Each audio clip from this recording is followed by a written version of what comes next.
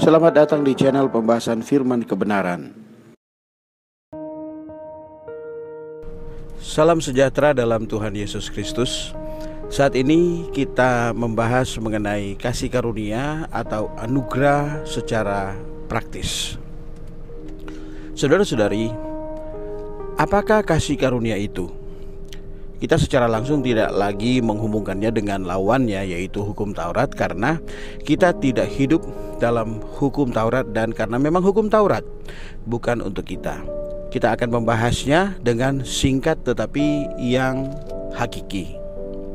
Hal pertama yang harus kita ketahui adalah bahwa kasih karunia Allah bukanlah perkara yang di luar.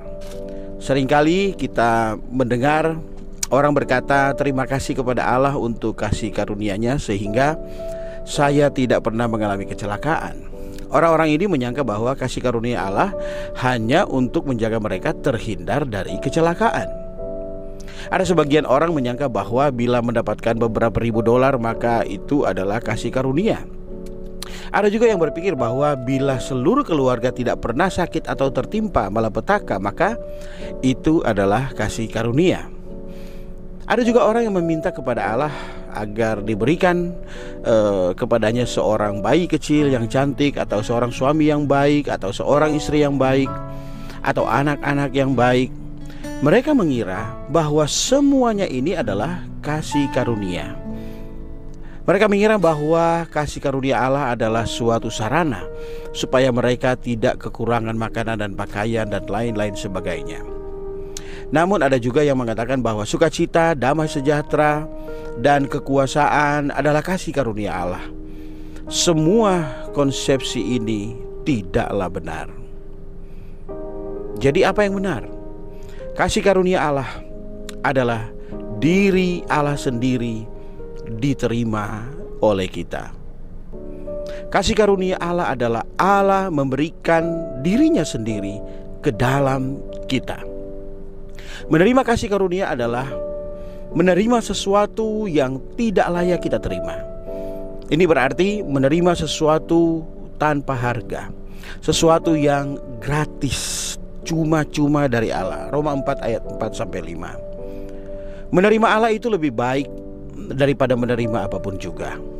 Tidak ada yang lebih berharga, sebab segala sesuatu adalah kesia-siaan dari kesia-siaan. Seorang suami yang buruk adalah kesia-siaan, tetapi seorang suami yang baik juga adalah kesia-siaan. Segala sesuatu yang baik dan kekayaan, kemakmuran, semuanya adalah kesia-siaan. Kita jangan berpikir bahwa kasih karunia itu adalah kesuksesan dan rampungnya suatu pekerjaan kita.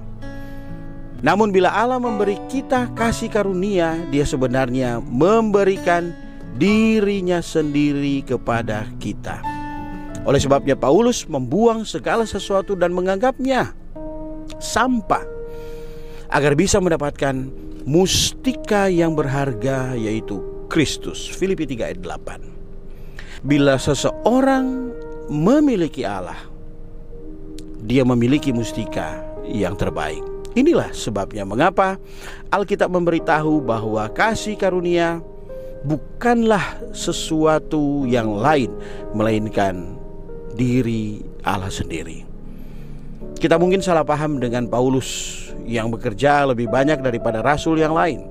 Namun kita harus nampak bahwa oleh kasih karunialah yang menyebabkan Paulus bekerja lebih banyak. Jangan menganggap kasih karunia adalah suatu benda atau perkara. Paulus menjadi rasul yang memimpin, dan dia menjadi orang yang rajin dan bekerja keras. Dia bisa menjadi demikian karena kasih karunia. Karena dia adalah seorang yang hidup demikian, maka dia dapat melakukan hal-hal yang tidak dapat dilakukan oleh orang lain, dan dapat menanggung penderitaan yang tidak dapat ditanggung oleh orang lain. Kasih karunia juga adalah Allah sebagai hayat dan kekuatan di dalam kita. Mereka yang memiliki Allah di dalamnya mungkin secara luaran terlihat sedih, tetapi di dalamnya mereka bersuka cita karena Allah. Semua uang di dalam dunia ini tidak dapat membeli kekuatan yang mereka miliki. Dalam hal ini, Tidaklah tepat jika mengatakan anak-anak kita yang baik adalah kasih karunia. Dapatkah Anda berkata, haleluya, bila anak Anda meninggal pada suatu hari? Memiliki nasib baik pun bukanlah kasih karunia. Bila pada suatu hari usaha Anda bangkrut, apa yang akan Anda katakan? Mungkin ada orang yang menggantung diri atau bunuh diri, seperti beberapa kasus yang kita ketahui. Memiliki damai sejahtera pun bukanlah kasih karunia. Bila Anda mengalami kecelakaan pada suatu hari, dapatkah Anda masih berterima kasih kepada Tuhan?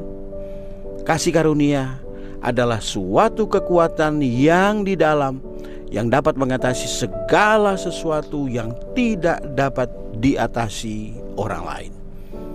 Apakah Anda memiliki kasih karunia ini? Setiap orang yang tidak hidup oleh kasih karunia ini, mereka hidup di dalam kesia-siaan. Bila Anda memiliki Allah di dalam Anda, bila Anda hidup oleh Allah, dan bila Allah menjadi hayat dan kekuatan Anda, dan Dia menghibur Anda dan menopang Anda serta selalu bersama-sama dengan Anda, maka Anda adalah orang-orang yang mengalami kasih karunia Allah. Jangan terlalu banyak memperhatikan perkara-perkara dan pekerjaan-pekerjaan. Bahkan jika di seluruh dunia ini diberikan kepada Anda, semuanya itu akan menjadi kesia-siaan setelah beberapa puluh tahun. Mereka yang mengenal Allah, Dia yang olehnya kita hidup, adalah orang-orang yang mengalami kasih karunia dan orang-orang yang diberkati. Jadi semua yang kita sebutkan tadi bukanlah kasih karunia itu, melainkan kita adalah orang yang mengalami kasih karunia jika kita memiliki Kristus. Dan semua pengalaman-pengalaman dan kebajikan-kebajikan rohani itu semua adalah perkara Allah yang bekerja di dalam manusia. Kasih karunia Allah adalah Allah diberikan kepada kita. Prinsip hayat dan pengalaman rohani orang Kristen adalah perkara hidup oleh Allah. Jangan menyangka bahwa menyelesaikan masalah-masalah orang lain itu adalah suatu pengalaman rohani. Pengalaman rohani adalah hidup oleh Allah dan bersekutu dengan Allah. Melalui pengalaman-pengalaman ini, Anda menerima kekuatan dari Allah untuk menolong orang lain. Dengan cara inilah Allah yang telah masuk ke dalam kita keluar melalui kita. Ketika Allah masuk ke dalam kita dan ketika Allah keluar melalui kita, inilah perkara rohani yang sesungguhnya. Oleh sebab itu, kita perlu hidup menurut kasih karunia Allah. Apa yang akan Anda lakukan bila anak-anak Anda membangkitkan amarah Anda? Apa yang akan Anda lakukan bila suami Anda pulang malam-malam sambil marah-marah? Apakah Anda akan menanggung perkara ini dengan kasih karunia Tuhan? Seringkali kita mengatakan bahwa orang Kristen harus hidup percaya kepada Tuhan dan hidup oleh Tuhan. Sebenarnya Alkitab mengatakan bahwa kita harus melakukan segala sesuatu di dalam Tuhan. Kita tidak bersukacita oleh Tuhan, tetapi di dalam Tuhan. Misalnya kita sedang naik bus. Apakah Anda datang ke sini oleh bus atau di dalam bus? Bila Anda datang oleh bus, maka berarti Anda berada di luar bus dan berusaha untuk berpegang pada bus itu. Dan bila Anda tidak hati-hati, Anda akan jatuh. Tetapi bila Anda datang di dalam bus, maka tidak peduli Anda pegangan atau tidak, tidak peduli bila Anda duduk atau berdiri, bus itu akan membawa Anda ke tempat yang Anda tuju. Dari sini kita menemukan suatu prinsip bahwa tidak perlu usaha dan pergumulan, tetapi hanya mengisi kondisi tersebut agar kasih karunia dapat bekerja. Hayat itu spontan. Anda tidak dapat meniru hayat. Ada sebuah pohon jeruk. Bila Anda mendoakannya, maka pohon itu tetap akan menghasilkan buah jeruk. Karena hayatlah maka pohon tersebut dapat menghasilkan jeruk. Pohon itu tidak dapat menghasilkan buah melalui usaha atau doa. Menjadi orang Kristen itu sangat mudah. Ketika Anda lahir, panjang Anda lebih kurang 50 cm, namun sekarang tinggi Anda lebih dari 150 cm. Kapankah Anda bertumbuh? Anda tidak akan mengetahuinya, sebab Anda tidak bertanggung jawab untuk pertumbuhan Anda sendiri. Yang perlu Anda lakukan adalah mengisi kondisi tersebut bagi pertumbuhan Anda. Maka Anda tidak perlu khawatir tentang seberapa banyak Anda telah bertumbuh. Yang perlu Anda perhatikan hanyalah kebersihan, pembatasan-pembatasan yang normal, olahraga, dan makanan yang tepat. Maka secara rohani Anda akan bertumbuh. Perkara yang lainnya akan diurus oleh Allah. Anda tak perlu berusaha memohon, menyelipkan diri sendiri, dan bahkan tidak perlu bersandar. Yang perlu Anda lakukan hanyalah memuji. Bukankah ini sangat sederhana? Saudara-saudari, kita perlu mengenal kasih karunia Allah yang serba lengkap. Bila Anda menghadapi permasalahan, Anda perlu mengenal kasih karunia Allah.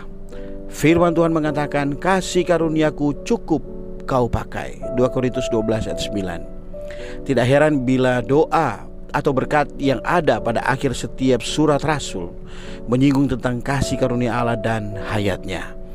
Kita harus menyadari bahwa kekuatan Allah dan kasih karunia Allah adalah diri Allah sendiri. Terakhir, kita perlu mengenal, mengalami, dan menikmati Allah sebagai kasih karunia kita. Saudara dan saya harus belajar untuk mengenal betapa kuatnya Allah yang ada di dalam kita, semua orang Kristen. Orang Kristen haruslah menjadi orang yang hidup di dalam kondisi yang demikian. Akhirnya Allah akan berbaur bersama kita, dan semua hayat, kekuatan, terang, dan setiap kebajikan rohani akan menyertai kita.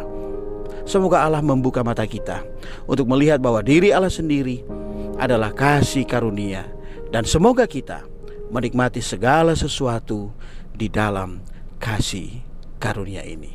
And the truth shall set you free. Ini zaman pemulihan Tuhan. Tuhan Yesus memberkati. Amin.